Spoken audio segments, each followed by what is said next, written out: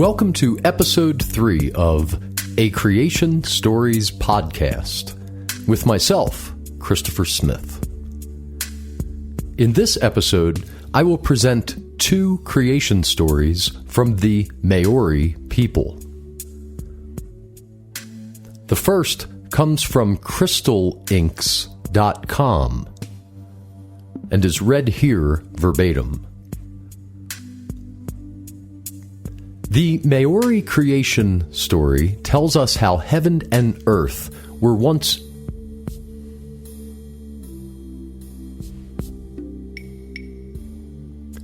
Rangi and Papa are the primordial parents, the Sky Father and the Earth Mother, who lie locked together in a tight embrace.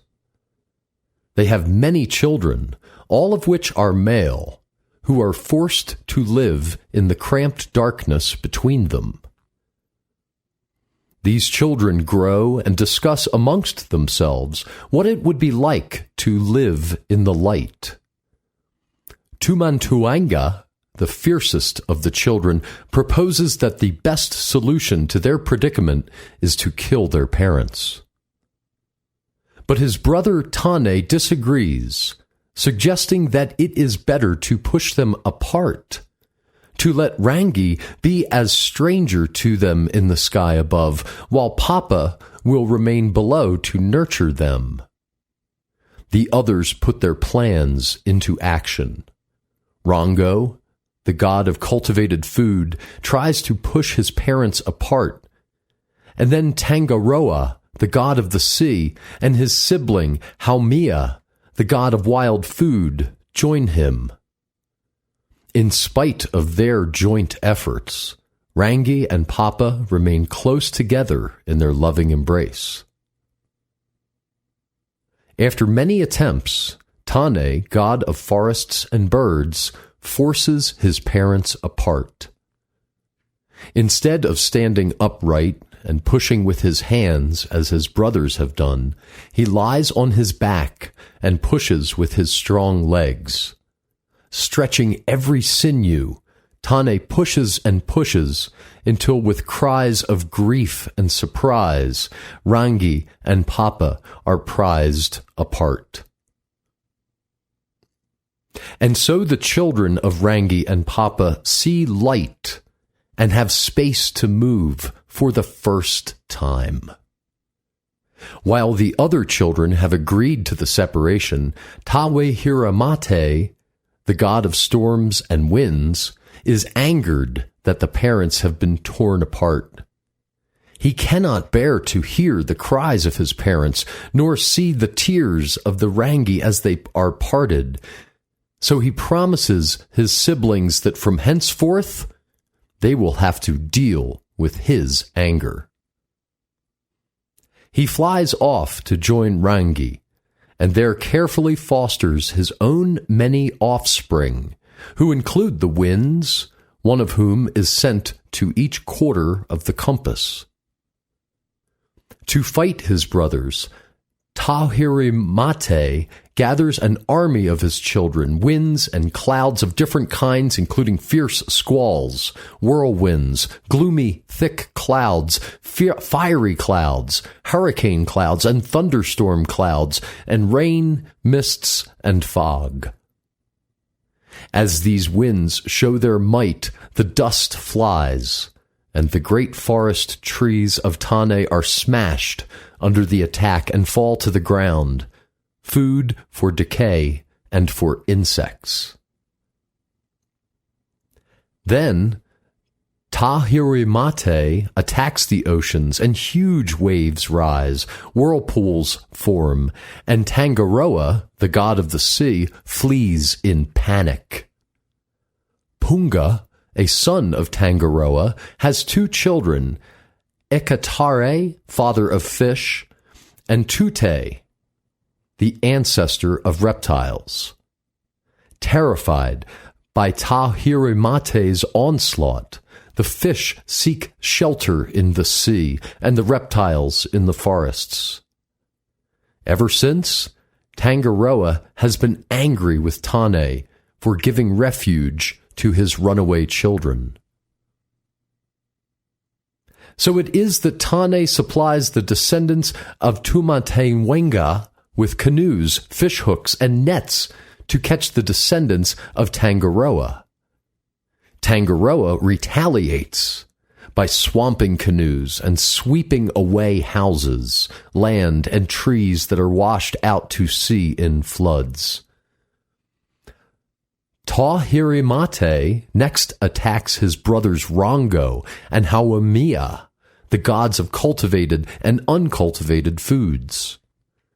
Rongo and Hawamia are in great fear of Tahirimate, but as he attacks them, Papa determines to keep these for her other children and hides them so well that Tahirimate cannot find them.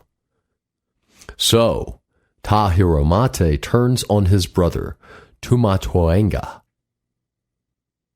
He uses all his strength, but Tu stands fast, and Tawahiri cannot prevail against him. Tu, or humankind, stands fast, and at last the anger of the gods subsided and peace prevailed. Tu thought about the actions of Tane in separating their parents, and he made snares to catch the birds, the children of Tane, who could no longer fly free. He then makes nets from forest plants and casts them in the sea, so that the children of Tangaroa soon lie in heaps on the shore. He made hoes to dig the ground, capturing his brothers Rongo and Hawamia, where they have hidden from Tawahirimate. He makes hoes to dig the ground, capturing his brothers Rongo and Hawamia, where they have hidden from Tahirimate in the bosom of the Earth Mother, and recognizing them by their long hair, which remains above the surface of the earth, he drags them forth and heaps them into baskets to be eaten. So too the man eats all of his brothers to repay them for their cowardice. The only brother that Tu does not subdue is Tahirimate, whose storms and hurricanes attack humankind to this day. Tane searched for heavenly bodies as lights so that his father would be appropriately dressed. He obtained the stars and threw them up, along with the moon and the sun. At last, Rangi looked handsome. Rangi and Papa continue to grieve for each other to this day. Rangi's tears fall towards Papa to show how much he loves her. Sometimes Papa heaves and strains and almost breaks herself apart to reach her beloved partner again, but it is to no avail. When mist rises from the forests, these are Papa's sighs as the warmth of her body yearns for Rangi and continues to nurture mankind.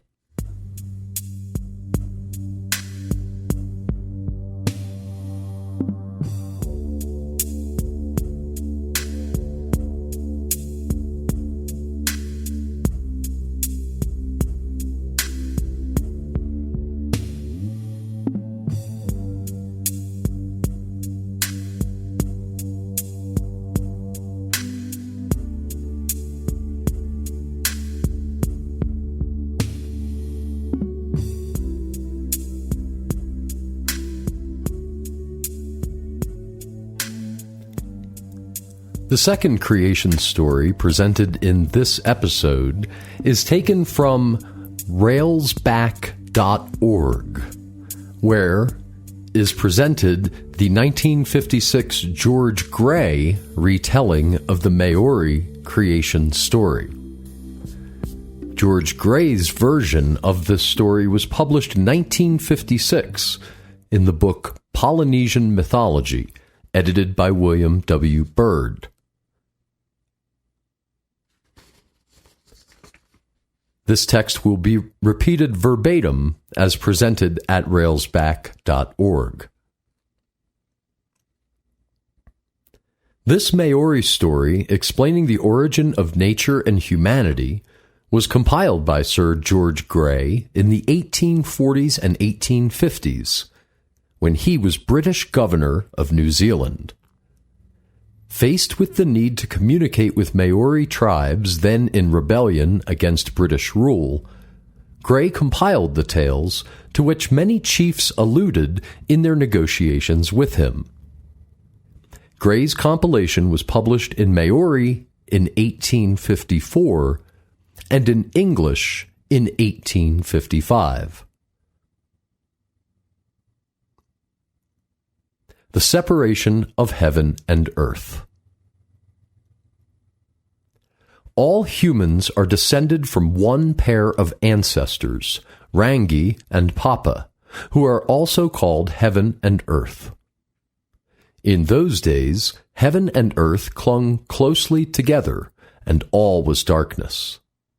Rangi and Papa had 6 sons: Tane, the father of the forests and their inhabitants; Tahiri, the father of winds and storms; Tangaroa, the father of fish and reptiles; Tu, the father of fierce human beings; Haumea, the father of food that grows without cultivation; and Rongo, the father of cultivated food.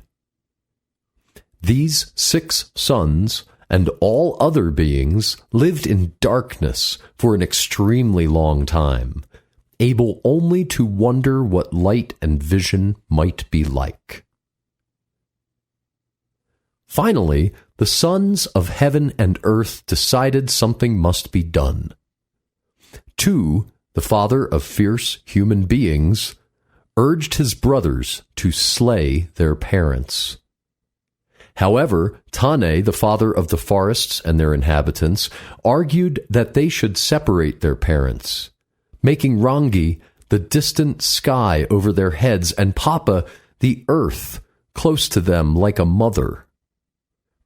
After long debate, the brothers agreed to this plan, except for Tahiri, the father of winds and storms, who was distraught at the idea of separating their parents.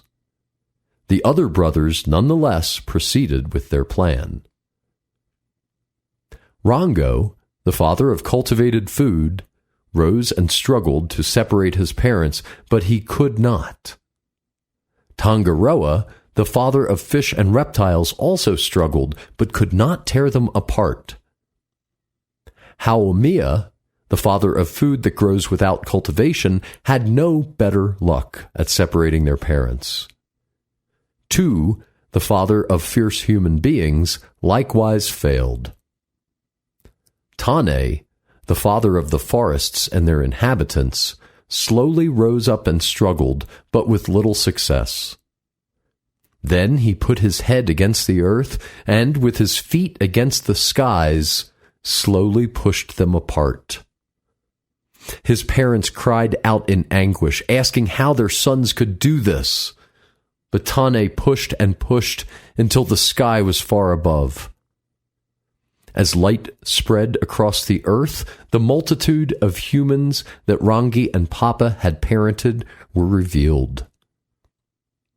Tahiri, the father of winds and storms, was furious that his brothers had so cruelly separated their parents and thrust their father away. Tahiri followed his father and hid in the sky and plotted his revenge. Soon he sent down storms and squalls and fiery clouds and hurricanes to punish his brother Tane, the father of the forests and their inhabitants, breaking off the tall trees and leaving the forests in shambles. Likewise, the storms swept down on the oceans of Tangaroa, the father of fish and reptiles, and piled waves and generated great whirlpools. Tangaroa, frightened by the havoc in the oceans, dove deep to escape the wrath. Tangaroa abandoned his 2 grandchildren, the father of the fish and the father of the reptiles.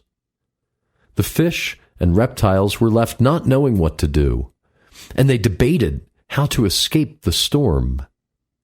Finally, the reptiles fled to the land and hid in the forests, and the fish fled for refuge to the sea. Tangaroa, angered at the reptiles' desertion and the forest's willingness to receive and protect them, now struggled with Tane, the father of the forest and their inhabitants, who in turn fought back. Thus Tane provided the canoes, spears and fish hooks from the trees, and nets woven from fibrous plants to capture the fish of Tangaroa's seas. And Tangaroa's waves attacked the shores of the forests, washing away the land and all the life it holds. Tauhiri, the god of winds and storms, also lashed out at his brothers Haumea, the father of food that grows without cultivation, and Rongo, the father of cultivated food, for their role in the separation of his parents and the exile of his father. However, Papa, the Earth Mother, for whom the brothers had taken as their home, clasped up Haumea and Rongo and held them close in her to save them from Tauhiri.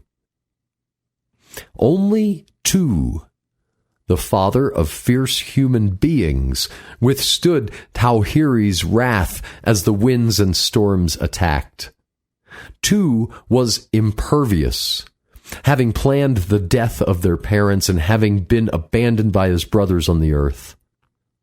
When Tauhiri finally subsided, Tu began his revenge on his cowardly and weak brothers.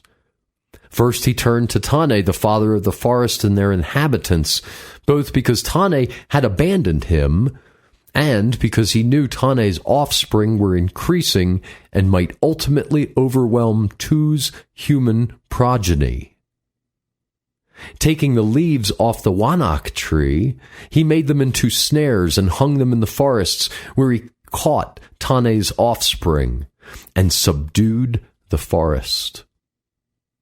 Then he took on Tangaroa, the father of the seas and its life, and with his nets he dragged Tangaroa's children from the seas. With a hoe and a basket, he dug up the children of Haumea, the god of food that needs no cultivation, and Rongo, the god of cultivated food. He dug up all kinds of plants and left them in the sun to dry to gain revenge on those two brothers. Tu, the father of fierce human beings, thus consumed all his four brothers on the earth, and they became his food. Only one brother, Tauhiri, the god of winds and storms, remained unconquered, and to this day his storms attack human beings on both land and sea, in revenge for the rending of heaven and earth.